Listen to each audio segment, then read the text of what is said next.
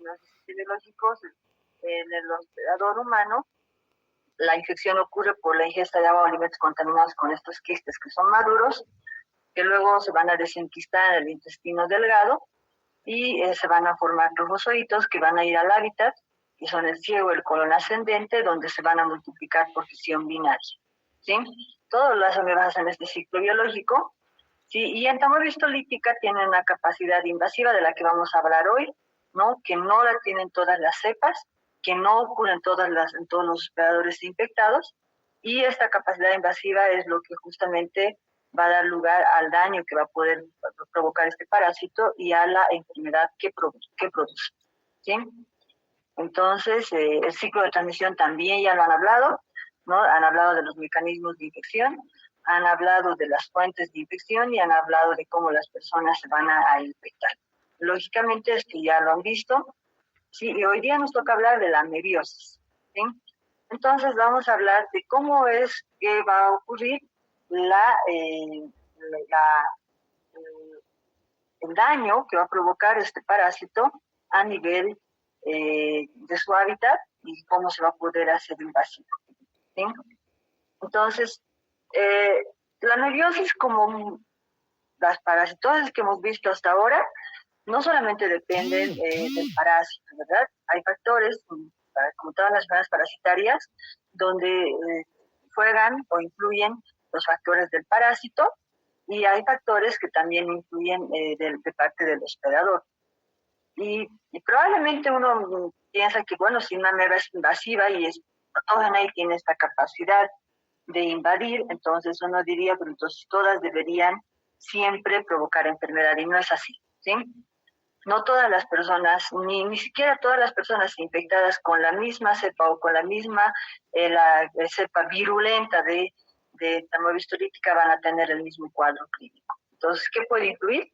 Las características del hospedador. ¿Y qué de las características del hospedador? Y obviamente las de virulencia del parásito, ¿sí? Dentro de las características del hospedador, la edad. No, sabemos que no hablamos de inmunodepresión, pero hablamos de que los niños pequeños de corta edad, la respuesta inmunitaria en ellos no tiene la misma efectividad que en una persona adulta. Y además, pues, tenemos que pensar en que una persona adulta probablemente ya ha tenido contacto con el parásito. La respuesta inmunitaria no es protectora, pero sí puede definitivamente influir en la ocurrencia o no de la amebiosis. ¿Sí? Otro factor importante es la dieta rica en carbohidratos, y esto está demostrado, se han hecho estudios y se han visto que aquellas personas con una dieta rica en carbohidratos y que tienen, obviamente, ¿esto en qué influye? Influye en la microbiota, ¿no?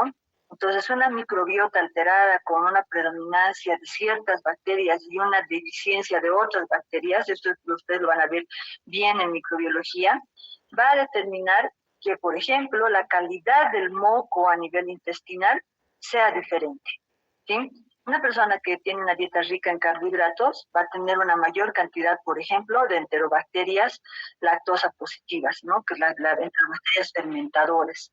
Estas enterobacterias van a debilitar o van a ser un factor que influye en el debilitamiento del moco. Y el moco, como ustedes saben, que es producida por las células calciformes, va a ser la barrera natural que va a evitar la invasión y la agresión por patógenos, ¿sí?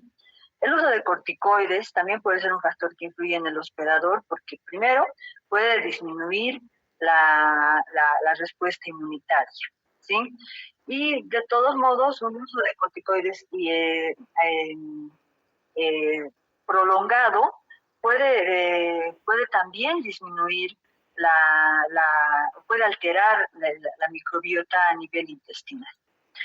Algo que también es importante es la desnutrición o una deficiencia proteica en el hospedador, que también va a influir en la respuesta inmunitaria, va a influir en la microbiota intestinal y lógicamente va a ser un factor que va a influir en la infección por entameristolítica. Y aquí ponemos la infección por VIH, que aunque no está catalogado como un patógeno oportunista en entameristolítica, Sí se ha visto que las personas con VIH pueden tener tienen más riesgo de hacer colitis mediana que aquellas que no tienen esta deficiencia inmunitaria, ¿sí? Pero algo sí que es súper importante y que está plenamente estudiado en los últimos años es la dieta rica en carbohidratos. Por eso la he marcado, ¿no? ¿En qué va a influir esta dieta rica en carbohidratos? Ya les decía, en una composición de la microbiota. Es una primera razón por la que puede favorecer o desfavorecer a la infección por entanovirus lítica. La otra es que la dieta rica en carbohidratos va a alterar el pH y la proporción de oxígeno y la proporción de oxígeno a nivel intestinal. Entonces, esto también va a ser un factor importante que va a favorecer o desfavorecer la adherencia de los parásitos a la mucosa, ¿sí? La alteración de la composición del moco, que puede estar dada por la dieta, que puede estar dada por la alteración de la microbiota, o puede estar dada por coinfecciones, ¿no? Por ejemplo, una persona que tiene recurrentemente otro tipo de infecciones ya puede tener una alteración del moco y obviamente una alteración de la capacidad protectora que tiene este moco a nivel intestinal. Entonces, estos son los factores del hospedador que pueden ir influyendo en la ocurrencia de la anubiosis, ¿sí? En los factores del parásito está plenamente comprobado que existen 22 simodemas de este parásito, ¿no? Así se llaman, algunos le pueden llamar también genotipos o cepas, pero la nomenclatura adecuada es llamarlos simodemas. Quiere decir que aunque sea una especie entomolítica, se pueden comportar de manera diferente, ¿no? Y de estos 22 hemosilodemas está comprobado que 9 son virulentos o patógenos, ¿no? ¿Y de qué dependerá? De la capacidad de segregar ciertas sustancias o de no segregar ciertas sustancias. Entonces, fíjense que desde aquí ya podemos decir que obviamente no todas las personas que están infectadas con entomología lítica van a tener amebiosis, porque si está infectada con una cepa que es no patógena, el ciclo va a ser plenamente luminal y no va a tener necesidad del parásito de invadir la mucosa y por lo tanto no hay amebiosis. La amebiosis, la colitis amebiana, que es el cuadro clínico que va a provocar este parásito, está dada porque el parásito logra invadir la mucosa. ¿Y cómo logra invadir la mucosa este parásito, no? Yo les he hecho un resumen y ojalá realmente ustedes puedan aprovecharlo y no estén detrás de su pantalla como piedras y puedan entender este proceso, ¿sí? Si nosotros pusiéramos, ¿no? Si nosotros pusiéramos en una escala, digamos, del 0 al 10 al parásito, tendríamos que empezar a pensar primero si este parásito es uno de los simodemas que son virulentos, ¿no? La otra que tendríamos que pensar es cómo está respondiendo el hospedador frente a este parásito, si es patógeno o no es patógeno. Además, no podemos decir es patógeno y siempre lo va a invadir, incluso siendo patógeno y siendo virulento, puede no lograr invadir. ¿Por qué? No, porque el primer gran paso para que las amebas logren invadir a la pared del intestino, recordemos que su hábitat está a nivel del colon ascendente, a nivel del ciego y del colon ascendente, entonces va a ser la adherencia. ¿Quiénes logran adherirse a la pared de la mucosa? Son los trofozoitos. Eso es lógico, ¿no? El doctor Martínez había dicho, los quistes a medida que van haciendo su trayecto por el intestino, ¿no? Va a haber menor cantidad de agua y estas se van a redondear y finalmente se van a enquistar, ¿sí? Como un mecanismo de defensa frente a una situación adversa que va a ser el medio ambiente. Sin embargo, el trofozoito está feliz y contento en el hábitat y cuando se trata de una cepa o de un simodema que es virulento, entonces él tiene una capacidad. Y la primera capacidad que tiene es la secreción de lectinas, ¿no? Estas lectinas son las lectinas que le permiten, no las sustancias que le permiten adherirse, por eso se llaman lectinas de adherencia, ¿sí? Estas lectinas de adherencia, o sea, ¿qué tendrán aquellos nuevos simodemas que van a ser denominados virulentos o patógenos? Lo primero es que tienen que tener esta capacidad de secreción de lectinas, ¿no? Estas lectinas específicas, ¿no? Que son proteínas inhibibles por galactosa y N-galactosamina. Por eso dice GAL y GALNAC, ¿no? Aquí está abreviado. Estas son proteínas, ¿no? Entonces, el primer momento de la invasión está dada o está favorecida por estas lectinas que segrega el parásito. Entonces, el parásito tiene un contacto, hay un contacto del trofozoito con la célula, ¿sí? Este contacto del trofozoito, del parásito que está segregando estas lectinas con la célula, va a estimular al trofozoito a la secreción de amebóporos, ¿sí? Entonces, estos amebóporos que va a segregar también el parásito, se insertan entre las membranas de la célula blanco y causan su lisis. O sea, no se insertan en la célula para poder introducirse en ella. Estos parásitos no son intracelulares. Lo que hacen es insertarse en la membrana de las células para que finalmente estas células se lisen. Pero recordemos que la pared de la mucosa va a estar constituida por varias capas celulares, ¿no? El problema de que estas células se lisen es que van a hacer, va a provocar que estas se desprendan, ¿sí? Entonces, se van a desprender, se van a lisar directamente las células del hospedador y junto con las citoquinas y proteasas que van a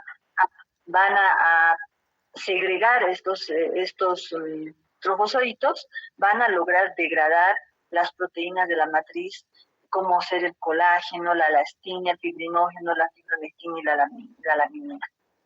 Fíjense que esto es interesante porque esto va a ocurrir más o menos sincrónicamente. El trofocito se adhiere a la célula.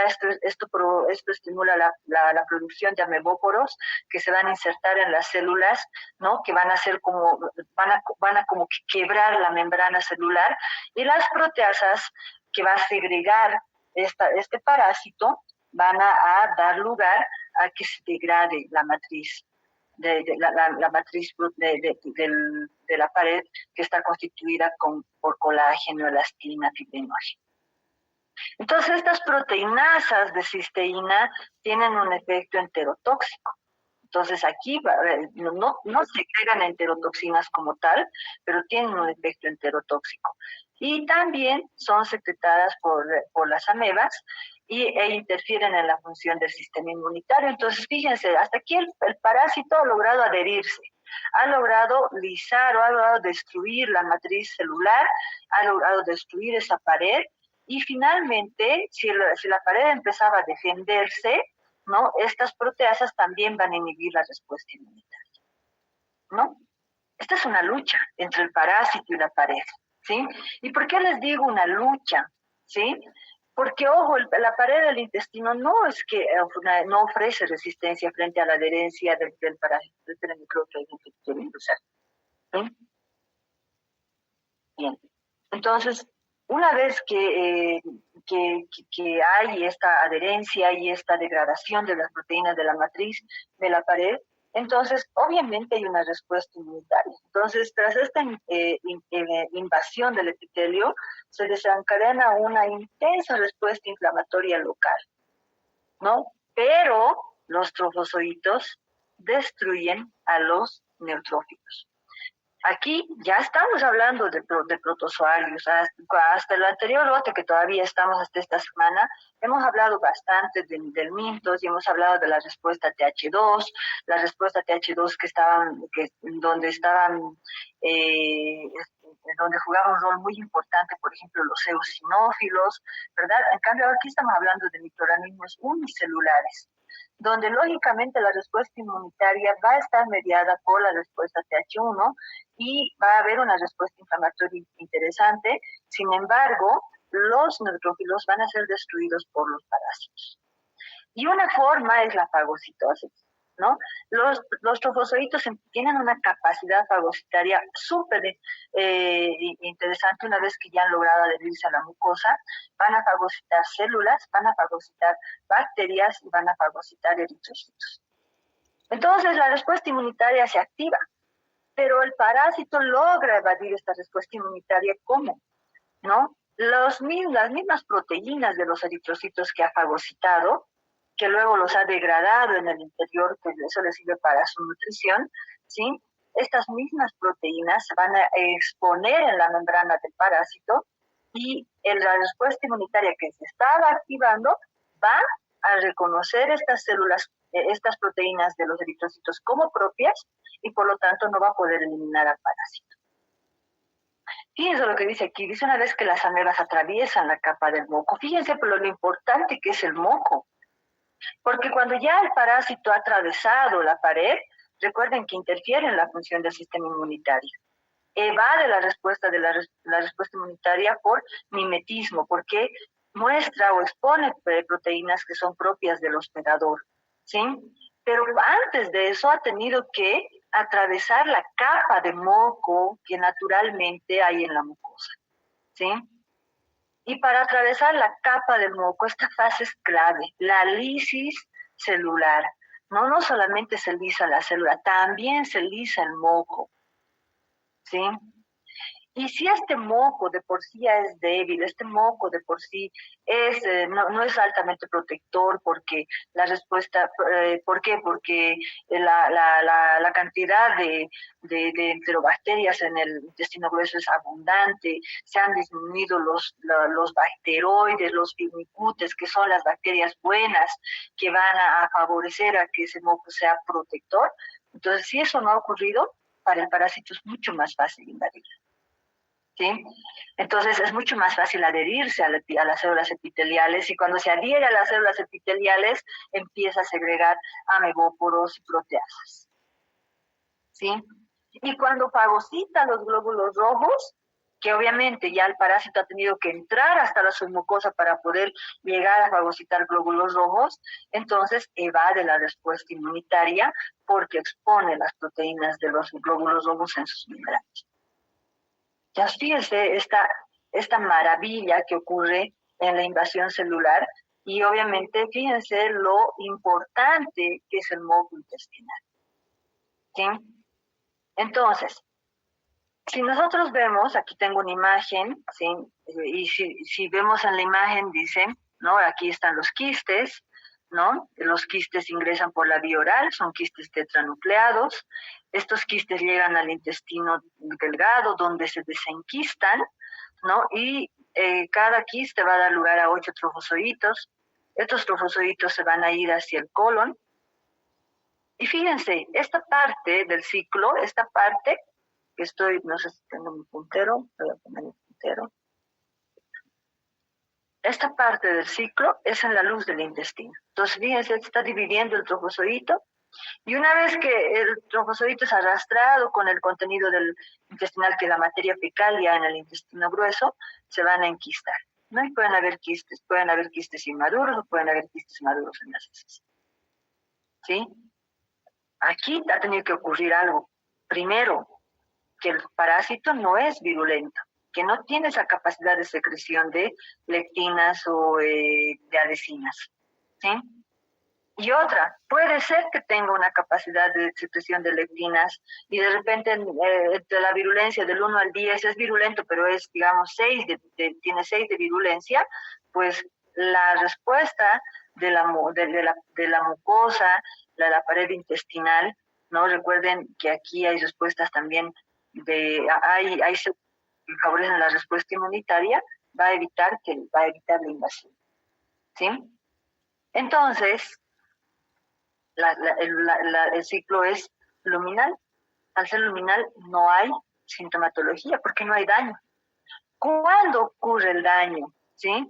¿No? Cuando hay una invasión, ¿no? Cuando hay una invasión a nivel de la pared del intestino por los trofozoitos, ¿sí? Y gracias a que habíamos dicho que hay una invasión, gracias a las lectinas de adherencia, ¿no? A la N-galactosamina y a las proteínas de GAL, que van a favorecer a que estos parásitos se adhieran. Una vez en contacto con la célula, fíjense, trofozoito, célula, entonces va a haber una citotoxicidad. ¿Por qué? Porque el parásito segrega, hemos dicho, 2 cosas, amebóporos y proteasas. Entonces, de ustedes, muchachos, ¿sí?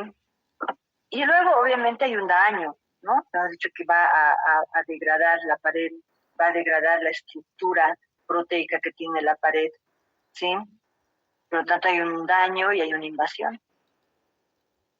Y aquí ya el parásito ha llegado hasta la submucosa. Y en la submucosa se va a adherir, va a fagocitar entre células epiteliales, bacterias, pero también, y muy importante, glóbulos rojos. Y de hecho, ahí les ha explicado muchísimo el doctor Martínez de cómo reconocer una entamorfa histolítica. Y si ustedes ven aquí en la imagen hay neutrófilos, ¿sí? Que van a ir a responder frente a la invasión de la pared intestinal por los trofozoitos, pero hemos dicho que esto va a que el parásito mismo evade la respuesta inmunitaria, ¿sí? Y luego está hay la invasión de la capa mucosa y llega hasta la submucosa. Fíjense que el parásito llega hasta la submucosa, de donde fagocita los glóbulos rojos, porque ahí están los microcapilares en la submucosa, ¿sí? Entonces, para ustedes debería ser muy fácil en este momento responderme cuál será la acción patógena o las acciones patógenas de este parásito cuando está logrando invadir la mucosa. Muchachos, pueden prender su micrófono y responder.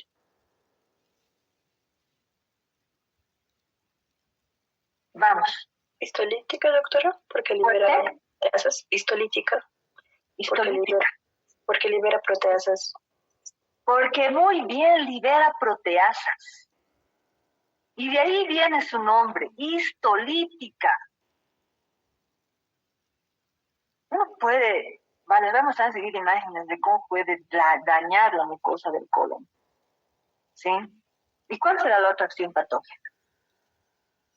Porque, hay una secreción de moco, el parásito lisa el moco, ese moco no es tan espeso, es más quilante y por lo tanto se adhiere al moco, pero ¿será que la pared deja de defenderse? ¿Cuál es la otra acción patógena entonces? Muchachos. Proinflamatoria, doctora. Fuerte. Está bien, ¿cuál era? Proinflamatoria. Proinflamatoria. Fíjense que aquí hay una palabra que dice citotoxicidad a mediana. Entonces, esta secreción de sustancias va a estimular la respuesta inmunitaria. Entonces, a pesar de que el parásito lisa el moco, va a haber mayor secreción de moco, ¿sí? Entonces, ¿qué hay a nivel de la mucosa? ¿Sí? Hay lesiones, microúlceras inicialmente, luego se van a hacer úlceras, provocadas por la acción histolítica, y hay respuesta de parte de la pared de la mucosa intestinal segregando moco. Hay una respuesta inflamatoria importante y por lo tanto va a aumentar el peristaltismo. Al aumentar el peristaltismo no se absorbe la cantidad de agua que debería absorberse. Recuerden que el colon tiene esa principal función y por lo tanto, al aumentar el peristaltismo, no absorberse la cantidad de agua, las heces van a ser más líquidas. No van a ser plenamente líquidas, pero van a ser más líquidas de lo normal. O sea, van a ser pastosas. Hasta ahí tenemos un problema intestinal. Hay una úlcera a nivel de la mucosa que llega hasta la submucosa, ¿sí? Pero el problema no termina ahí. El parásito ha llegado hasta la submucosa donde encuentran los vasos sanguíneos, ¿sí? ¿No? Y aquí dice provoca colitis. Entonces todo esto es propio de la colitis. La colitis, ¿qué es? La inflamación del colon. Entonces, ahora, dice, a partir de la submucosa donde están los vasos sanguíneos, el trofozoito puede diseminarse por vía hematógena. Al diseminarse por vía hematógena va a provocar la enfermedad extraintestinal, ¿sí? Ya no va a ser una colitis, porque la colitis es la inflamación del colon, tiene que estar localizada en el colon. En este caso se ha diseminado y va a provocar enfermedad intestinal. Y además dice ahí claramente, aproximadamente solo el 1% de los casos va a tener esta enfermedad extraintestinal, ¿sí? ¿Cuál es el primer lugar donde va a ir a localizarse el parásito después de haber tomado la vía hematógena? El hígado. Lógico, porque estamos hablando de que está tomando un capilar que va a ir hacia la circulación porta y por lo tanto va a ir hacia el hígado. Y en el hígado el parásito va a seguir segregando sus proteasas. sus enzimas proteolíticas, y va a seguir degradando el tejido. Y ahí va a provocar lo que llamamos, lo que denominamos un absceso a mediano hepático. Y desde el hígado puede seguir y puede llegar hasta el pulmón, ¿no? Donde también va a provocar abscesos pulmonares y puede provocar derrames pleurales o incluso pericárdicos, ¿sí? Y por la misma vía hematógena, se puede o va a llegar puede llegar hasta el cerebro y provocar abscesos cerebrales. Pero aquí hay una cosa que yo voy a retroceder. Fíjense, aquí hay una llavecita, una flechita que va del hígado al pulmón. Aquí decía, toma la vía hematógena y se va al hígado y se va al cerebro, dice aquí. Sí, pero aquí hay una flechita que dice del hígado al pulmón. Y ahí podemos hablar de que incluso después de un absceso mediano hepático, ¿sí? Por continuidad, los parásitos pueden llegar hasta el pulmón, sin necesidad de tomar la vía hematógena y provocar abscesos pulmonares. Entonces, es increíble este parásito porque uno dice, ¿cómo un parásito? ¿Que cuánto medía? Pues ha dicho el doctor Martínez. ¿Cuánto mide el trofozoito? Muchachos. Ya pues, ¿cuánto mide? Mínimamente vean en su texto, en su apunte, algo. De 10 a 60 micrómetros. De 10 a 60 micrómetros. Lo habitual es que mide entre 10 a 20 micrómetros, o sea, un promedio de 15 micrómetros. Usted tendría que estar imaginándose cuánto es el pequeñísimo tamaño de este parásito. ¿Cómo un parásito tan pequeño puede lograr destruir un tejido tan macizo como es el tejido hepático?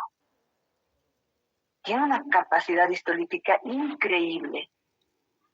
Y hay algo que recordar aquí, que también lo dijo el doctor Martínez. Cuando el parásito es invasivo y está en la mucosa y en la pared de la mucosa y en la submucosa, y obviamente desde ahí se disemina hasta el pulmón, al hígado, al pulmón o al cerebro, en estos lugares solo habrán trofozoitos. Es imposible que el parásito se enquiste en estos tejidos. No tiene la necesidad. El parásito se enquista cuando ve una situación adversa, y la situación adversa es la disminución de agua. Por eso se enquista en la parte terminal del colon. ¿Sí? En estos lugares el parásito no tiene necesidad de enquistarse. Y si no tiene necesidad de enquistarse, tiene una ventaja en su calidad de protozoario. Se multiplica por fisión binaria abundantemente. Una ventaja respecto a los nematodos, por ejemplo, que estamos viendo en este lote, ¿verdad? Un huevo da lugar a un adulto y no se multiplica en el hospedador, ¿no? Entonces, en el caso de la estrongiloidosis hay hiperinfección por la autoinfección, no porque el parásito se multiplique una y otra vez. Aquí tiene una ventaja el protozoario, se multiplica abundantemente y no hay nada que lo impida, ¿sí? La suerte es que la enfermedad invasiva, que dice ahí arriba, dice aproximadamente del 100% de infectados por entamoeba histolítica, solo 10% tienen esta enfermedad invasiva. O sea, pueden tener colitis y de estos una mínima cantidad incluso van a llegar a tener abscesos a medianos pulmonares o cerebrales. El otro 90% está aquí, muchachos, haciendo su ciclo biológico en la luz del intestino. Y ojo con esto, puede haber personas que están en condición de asintomático, no tienen ningún cuadro clínico, pero aún así están infectados con cepas o con simodemas virulentos. Claro que sí, claro que puede haber eso, porque recuerden que el hospedador también juega un rol importante en la invasión. Entonces, ¿cuál es el problema de estos? Que son los reservorios y están eliminando cepas virulentas. ¿Sí? Entonces, la miriasis, o sea, en este cuadro, yo podría haber terminado la clase aquí porque esto es todo. Pero vamos a ver algunas cosas más. Dice, la infección asintomática y autolimitada es en el 90% de los casos. Fíjense que esto lo dice todo. Este cuadrito lo dice todo, esta imagen lo dice todo. ¿Sí? Aquí está un poco graficado, ¿no? Fíjense, este es el ciclo, los parásitos han llegado obviamente desde el ilion, se han multiplicado a nivel del ciego y del colon ascendente, aquí está el apéndice, ¿no? Y lo que aquí realmente no está muy bien la imagen porque deberían haber quistes de aquí, ¿sí? Sin embargo, cuando el parásito logra adherirse a la mucosa, ¿no? Entonces aquí logra adherirse a la mucosa, lisa el moco, invade la mucosa, inhibe la respuesta inmunitaria, está en la mucosa, fíjense, empieza a crecer, empieza a invadir por los lados, ¿no? Y un poco más profundamente y llega hasta la submucosa. La submucosa va a nutrirse de algo que le es muy importante, que son los glóbulos rojos, y el hierro, muchachos, del glóbulo rojo aumenta la virulencia. Entonces, un trombozoito que inicialmente podía estar multiplicándose, no así con dificultad, y podía ser pequeño, a nivel de la submucosa, donde ha alcanzado la fagocitosis de los glóbulos rojos, el hierro le da mayor virulencia. Y además expresa las proteínas en la célula, en el trombozoito, y por lo tanto evade la respiración. Y a esta úlcera la llamamos úlcera en botón de camisa. Fíjense, esta es la típica, la tercera, la típica, porque esta ya cuando está invadiendo las otras capas, ¿no? Está llegando a la muscular, inclusive, fíjense aquí, ¿no? Aquí están las capas mucosa, submucosa, aquí está la mucosa, la muscularis de la mucosa, la submucosa es esta, ¿sí? Es esta, ¿sí? Y luego está la subserosa, la muscular y la subserosa, ¿verdad?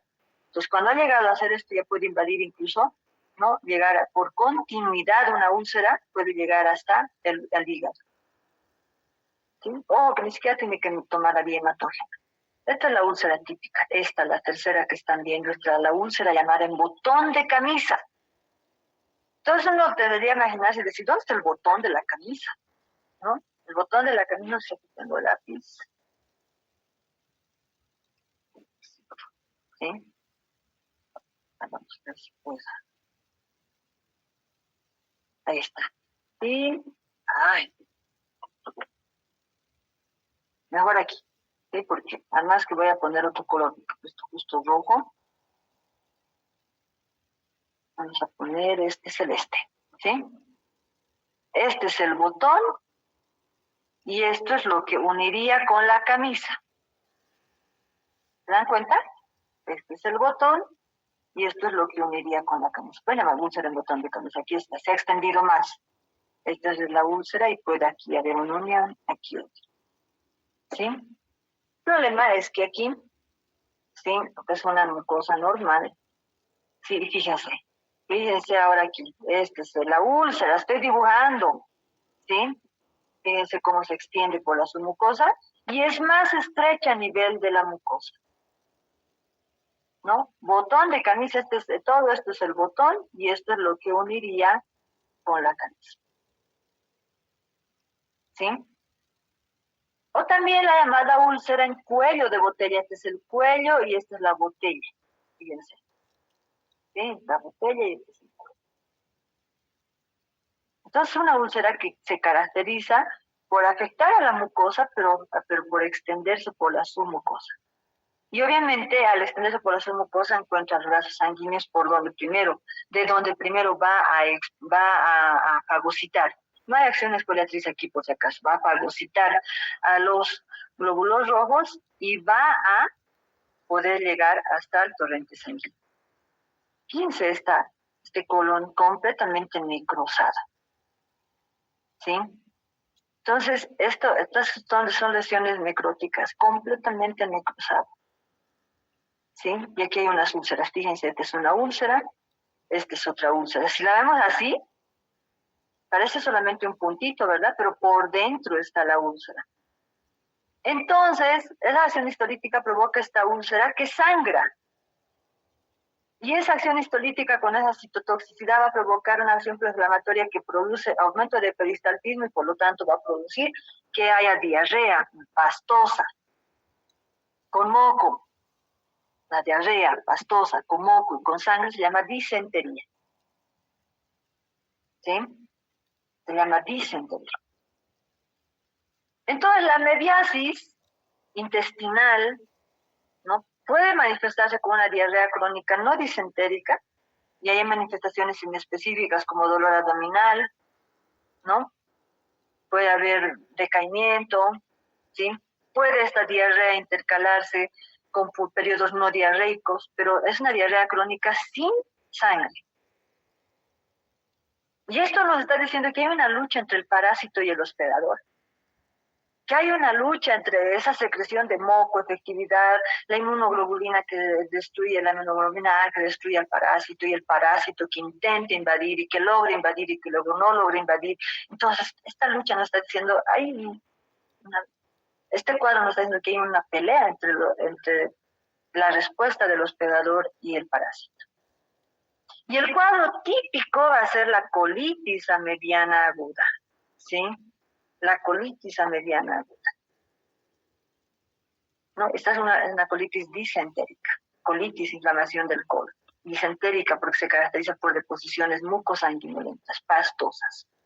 Frecuentes y en escasa cantidad. ¿Qué quiere decir? Que el niño con colitis va a ir al baño más veces, pero sus deposiciones van a ser poquitas. ¿Sí? Entonces el niño se puede llegar a deshidratar. Pero más que porque está evacuando heces muy líquidas, sino porque está yendo muchas veces al baño. ¿Sí?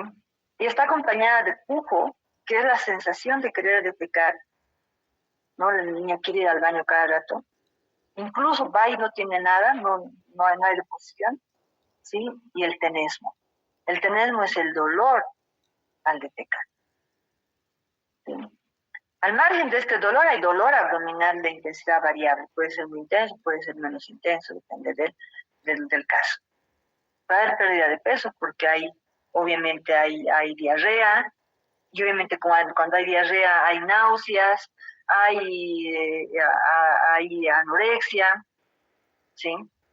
Puede haber fiebre en algunos casos, porque la colitis que está acompañada de fiebre, cuando tiene usted una colitis disentérica y tiene fiebre, lo primero que tiene que hacer es sospechar de una colitis bacteriana.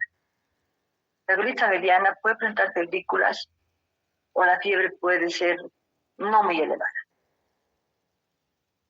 ¿sí? O no estar presente. Y esta disentería, y hay otro cuadro que la disentería mediana fulminante, ¿no? Es una infección que es altamente mortal, ¿no? Y es muy, muy rara.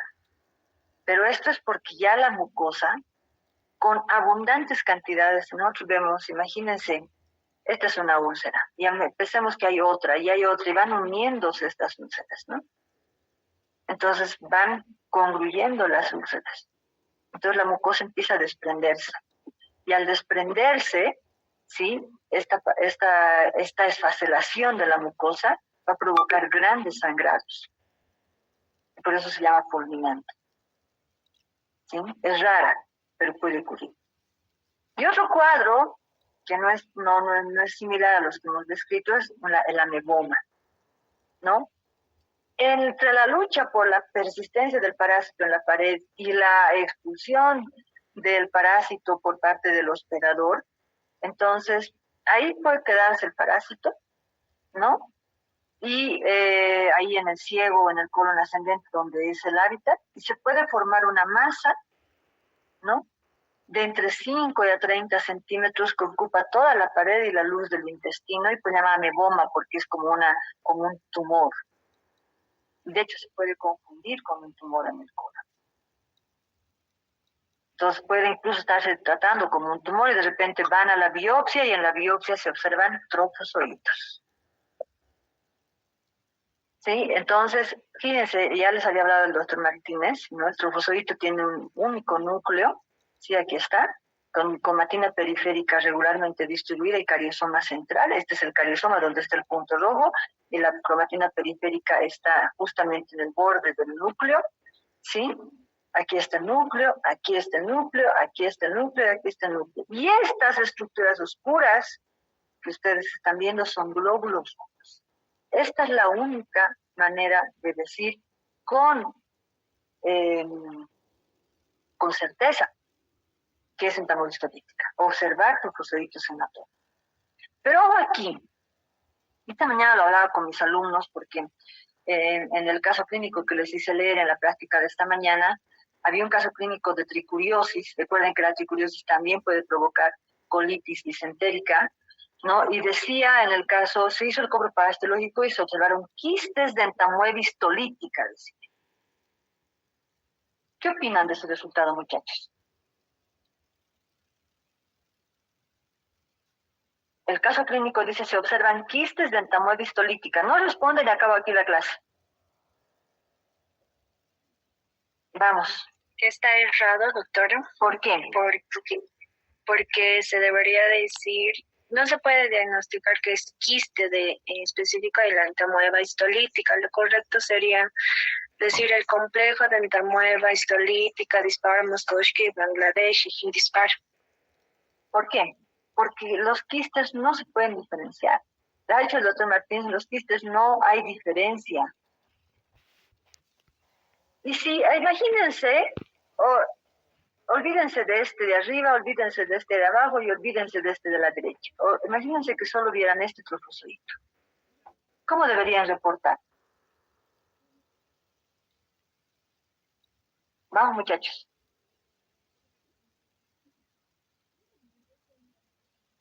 Vamos, o si no acabo con esta diapositiva, puedo dar tratamiento, todo lo demás sin pasar a la diapositiva.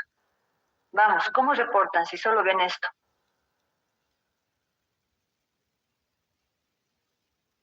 Yo ya les he dicho que es un trofozoito, vamos.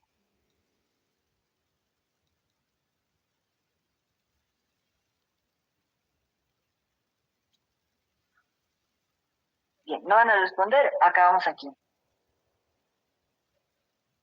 Muchachos, ¿de qué me sirve a mí tener a cuántos estudiantes hay? 60, pero que están como troncos detrás de la pantalla? Solo han venido a tomarle fotos a mi presentación, ¿verdad? Ya pues, yo voy a elegir a uno. Cervantes, Tito. ¿Está o no está? Estoy, doctora, solo que por la señal no escuché muy bien la pregunta. Ya, los que tienen que estar, pues no necesito que estén, como les digo, solamente como troncos detrás de la pantalla. Olvídese de este y olvídese de este. ¿Qué hace si solo ve este? ¿Cómo reporta? Lo reporto como quiste del complejo entamoeba histolítica dispar. ¿Eso es un quiste? Claro, ríos.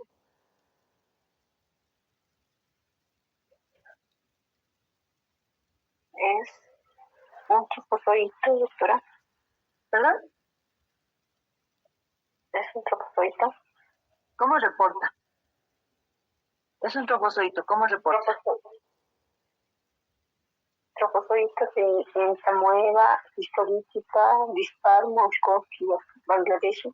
¿Por qué no podría decir con certeza que es entamoeba histolítica?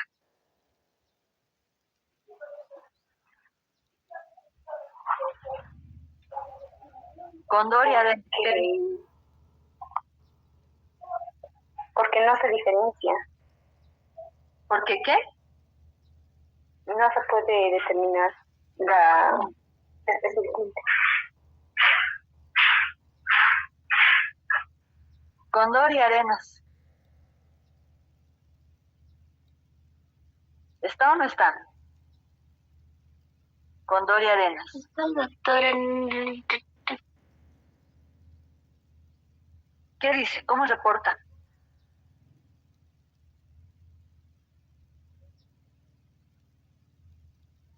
Definitivamente la virtualidad es un fracaso. Enríquez Álvarez.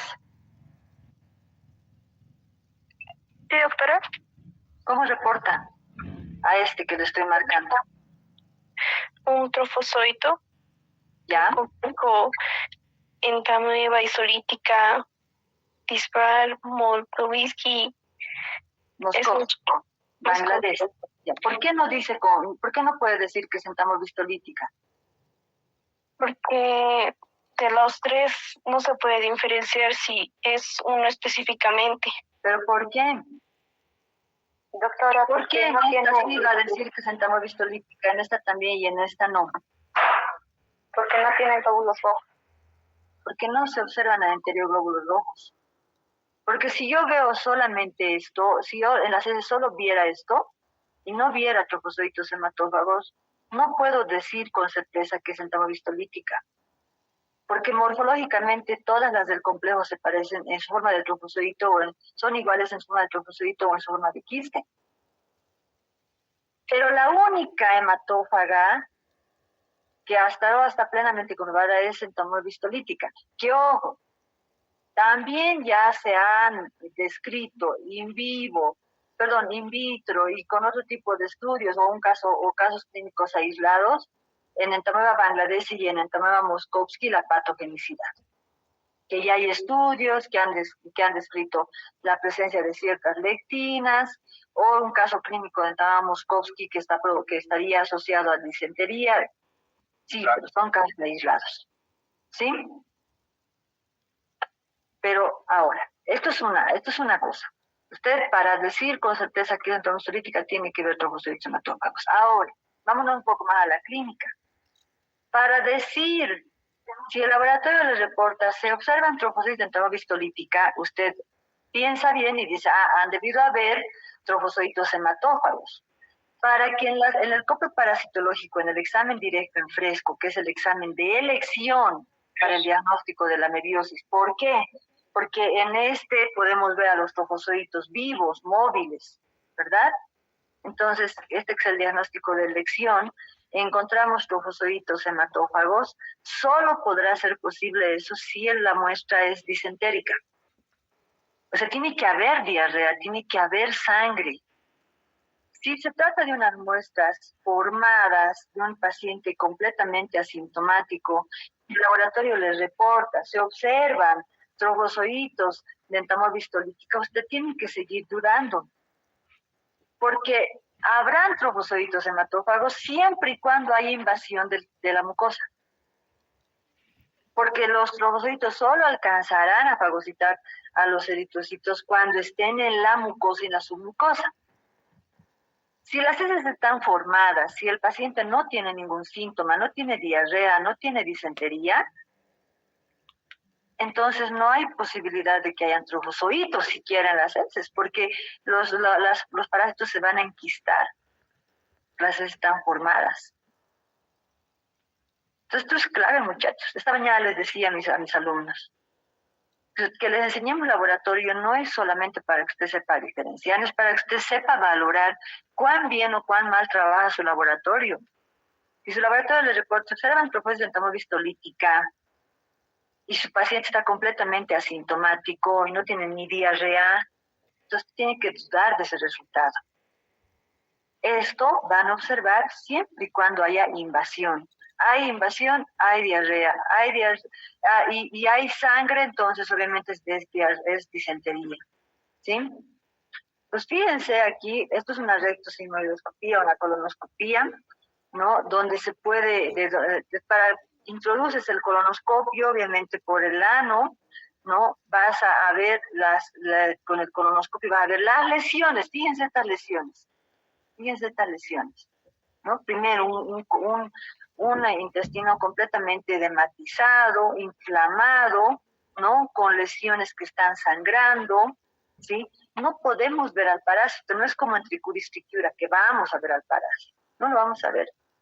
Primero porque el parásito tiene un tamaño microscópico y segundo porque el parásito está en la mucosa, si está en la pared. Entonces, ¿para qué hacemos una rectosigmoidoscopía?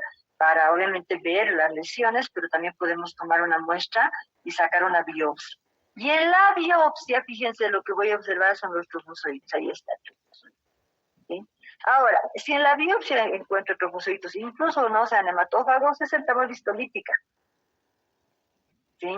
Y está provocando patología, fíjense. Aquí está, con trofozoitos. Aquí, fíjense, hay unos son sin eritrocitos. Pero no tengo duda porque estoy tomando la muestra de la misma mucosa. Y fíjense el infiltrado leucocitario que hay, que debe estar predominado por neutrófilos o incluso linfocitos, pero es un infiltrado leucocitario que me está diciendo que hay un proceso inflamatorio severo. ¿Sí? El examen parasitológico con Lugol, el típico, el examen parasitológico simple que se hace con Lugol, o incluso los exámenes por concentración, que como hacer la técnica de formol gasolina, solo me van a permitir ver a los quistes. No puedo ver a los trofozoitos. En cambio, si nosotros hacemos un examen parasitológico donde puedo utilizar metiolato y iodoformol, ahí sí puedo ver a quistes y trofozoitos, ¿sí? Teñidos. ¿Sí? Y la cloración tricrómica y la metoxilina férrica me dan la misma posibilidad. La ventaja es que el MIF es un conservante. O sea, puedo poner las heces con MIF. En cambio, la cloración tricrómica y la metoxilina férrica se utilizan ya en el laboratorio como tinciones. Sí, esto ya les ha dado el doctor Martínez. Esto les ha dado el doctor Martínez. Y fíjense, ¿no? O sea, dice... Del 1 al 4 es entamoeba histolítica. 1, 2, 3 y 4. Fíjense, desde tan chiquititos trofozoitos hasta tan grandes. Y lógicamente habrán muchos más grandes, mientras más virulentos y mientras más estén en el tejido. Por eso están con hematíes. ¿Sí? Y estos son sus quistes, inmaduros, con sus vacuolas y sus cuerpos comidiales, y los maduros que ha dicho el doctor que puede tener cuerpos comidiales. Esta es entamoeba Harnani, muy parecida a entamoeba histolítica, pero más pequeña, también les ha dicho. Es entamoeba coli, fíjense en su forma de trofozoito y en su forma de quiste. Nunca verán eritrocitos dentro de entamoeba coli. ¿Sí? ¿Y pueden ver trofozoitos? Claro que sí, en una diarrea que no es provocada por entamoeba coli, por cualquier otra causa, el parásito estaba en el ciego y es arrastrado abruptamente por el contenido intestinal y por esa razón se pueden ver trofozoitos. Pero no quiere decir que sean patógenos. Por lo tanto, eso es clave, muchachos. La presencia del trofozoito no es de por sí ya, me está diciendo que hay una patología. Entonces yo la mueva Buchli y haciendo la magnana que también ya les ha mostrado el doctor. ¿Sí? Una tabla comparativa para ver el tamaño de los trofozoitos y de los quistes, ¿no? Entre 2 y 50 micrómetros puede ser trofozoito no histolítica, y el de entamoeba coli entre 20 y 30, más grande. Lo normal es que encontrarlos de 15 micrómetros, los quistes igual, de 10 a 15 micrómetros, aquí de 10 a 30 micrómetros. ¿Sí? Y lo que le había dicho clave no es la cantidad de quistes de núcleos en entamoeba coli o en entamoeba en el complejo, es la calidad o la característica del núcleo, si tiene cariosoma central o es excéntrico, como el caso de entamoeba coli, y si tiene cromatina periférica regular, ¿no? O irregular en el caso de entamoeba coli. ¿Sí? Una imagen del trofozoito, una imagen del quiste. El trofozoito con Lugol, que es no vamos a ver otra cosa con Lugol, porque el Lugol es fijador, por lo tanto el trofozoito no resiste, ¿sí? Y aquí con coloración tricrómica, ¿sí? Este es un trofozoito, pero no tiene hematíes. Lo mismo, fíjense, no tienen hematíes, por lo tanto podemos decir trofozoito del complejo entamoeba histolítica Dispar-Moskowski. Y el área resto intestinal, el absceso mediano hepático, ¿no? Recordemos que aquí hay una lisis tisular importante, ¿no? Puede haber una complicación como que se rompe la ruptura del peritoneo, la pleura, bronquios, pericardio, entonces, ¿no? Hay muchas complicaciones. También por contigüidad puede llegar a la piel y provocar abscesos cutáneos, ¿sí? Y puede haber, obviamente va a haber un mal estado general, va a haber astenia, dinamia, va a haber anorexia, o sea, malestar general, hay dolor opresivo en el hipocondrio derecho y hay la hepatomegalia dolorosa. En este caso sí hay fiebre, aquí sí hay fiebre, y hay una leucocitosis marcada en el hemograma. ¿Sí? Tos en el caso de que afecte a la pleura o al pulmón. ¿Sí? Fíjense, este es un tejido, ¿no? Dice el tejido achocolatado en el caso del absceso mediano hepático. No puede haber una supuración como un choco, como como si fuera una taza, como un líquido chocolatado, ¿sí? Y aquí en la biopsia podemos encontrar los trofozoitos. Sin embargo,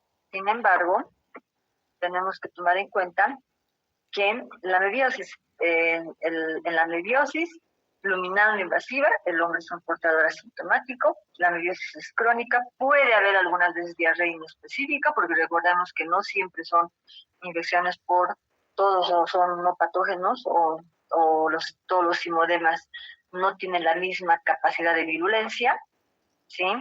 Y por lo tanto esto ocurre en la luz del intestino. Eventualmente puede haber unas diarreas inespecíficas, eso hay que tomarlo en cuenta. En cambio, en la forma invasiva, la colitis mediana es el cuadro clínico característico, puede ser disentérica con manifestaciones clínicas que ya hemos descrito, y en la mebiosis invasiva puede haber complicaciones como apendicitis, puede haber perforación intestinal, puede haber la colitis fulminante y el ameboma que ya hemos descrito. ¿Sí? Entonces, la típica úlcera en botón de camisa, úlcera en cuello de botella, que provoca una mebiosis, una colitis mediana disentérica, invasiva. Y en las formas extraintestinales, fíjense el tejido achocolatado que se puede obtener al aspirar el absceso del hígado, que no es lo que más se hace, no voy a entrar en el detalle porque se van a ver, me imagino, en los cursos superiores, pero no se recomienda hacer una punción de hígado cuando hay un absceso. En algunos artículos de antes todavía se habla de aquello, ¿sí?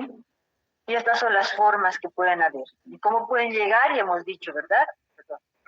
¿Sí? Al hígado puede llegar por continuidad, o sea, de un absceso del colon, se puede continuar, perforar peritoneo, puede llegar llegar hasta el hígado, y del hígado incluso perforar peritoneo y llegar hasta el pulmón, o sea, es por continuidad, ¿no? En el pleuro pulmonar lo mismo, puede llegar por vía hematógena o también por continuidad. El absceso cerebral siempre es por vía hematógena y el absceso, la mebiosis cutánea, es por contigüidad, ¿sí? Por ejemplo, cuando una persona está con una disentería muy, muy importante, evacúa muchas veces, las heces se pueden quedar, las heces disentéricas se pueden quedar alrededor del ano, y como esta persona no se está moviendo, a veces si es una persona, si es un niño puede estar con pañal, entonces los parásitos pueden empezar a alisar la piel, ¿no?, de alrededor del ano, y por lo tanto puede provocar una amebiosis por contigüidad. Están escuchando bien, ¿verdad? Por contigüidad. ¿No? En la mebiosis no invasiva, obviamente el cuerpo histológico solamente nos va a permitir ver quistes del complejo entamohistolítica Dispar-Moskovsky, Van Gradesi, falta ahí, ¿sí? Y en la mebiosis invasiva lo que se hace es examen directo en fresco, donde vamos a poder ver trofozoides hematófagos de entamohistolítica, como los que están viendo ahí.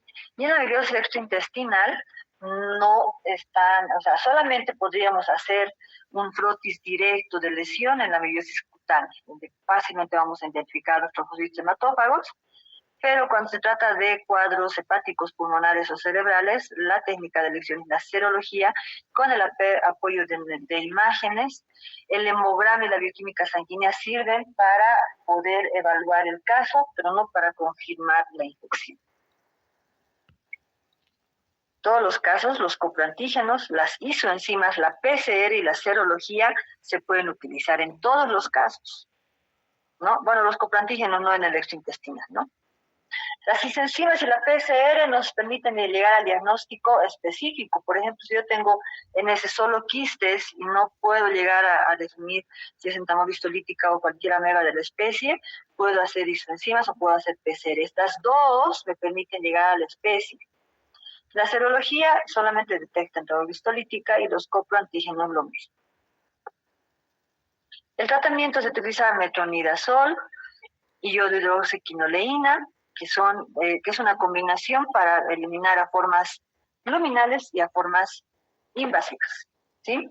Esto es interesante, fíjense cómo ahí este artículo evalúa la ocurrencia, ¿no? Dice en una colitis mediana de estas cosas. Por ejemplo, la historia de una visita a una zona endémica, la mayoría de los que tienen colitis mediana tienen este antecedente. Por eso también está catalogado como diarrea del viajero, ¿sí?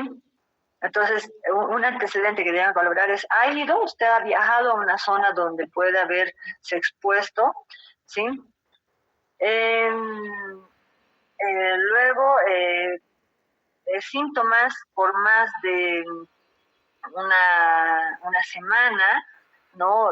Que aparecen, desaparecen, que están presentes y no un aumento gradual de la sintomatología, eso también ocurre en la mayoría de los casos. La diarrea, solo diarrea, entre 94 y 100% de los casos tiene, ¿no? Y la presencia de sangre en ese es entre el 70%, o sea, de estos casi 100% de casos, 70% tienen disentería. ¿Sí? El dolor abdominal, fíjense que entre el 12 y 80%, pero no es definitivo, esto es bien inespecífico. Luego la fiebre, les decía, ¿se acuerdan la fiebre? Entonces esto es, aquí la deshidratación también 44%, la fiebre 10%, ¿sí? Entonces les decía, ¿verdad? La fiebre no es indicativa, más bien si no tiene fiebre y tiene colitis, tiene que sospechar de amebiosis bacteriana, perdón, de colitis amebiana, ¿sí? Y fíjense esto, que es lo que lo he marcado, dice. La positividad de antígenos, o sea, de coproantígenos, en heces, 87%, y la serología, 70%.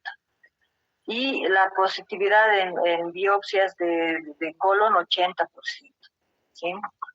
Entonces, sería interesante que aquí hablen del examen de fresco, no hablan, porque ya lo ha dicho el doctor Martínez, es lo peor que se hace en diagnóstico es la anebiosis, y por lo tanto, o sea, no deben haber datos, ¿no? Pero, o sea, la técnica de elección es el examen directo en fresco. ¿Sí? Si tuviéramos al alcance coproantígenos, es una maravilla, ¿no? Porque fíjense que los coproantígenos son más sensibles, tienen más sensibilidad que la misma serología para la colitis amebiana, porque para las formas extraintestinales tiene alta sensibilidad.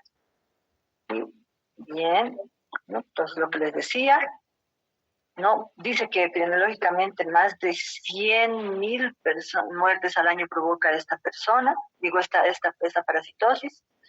No, el hombre es un reservorio importador asintomático, la transmisión es fecal-oral, como ya lo ha explicado el doctor Martínez, ¿no? Y por lo tanto, si nosotros vemos que esta es la transmisión, este es el ciclo de transmisión,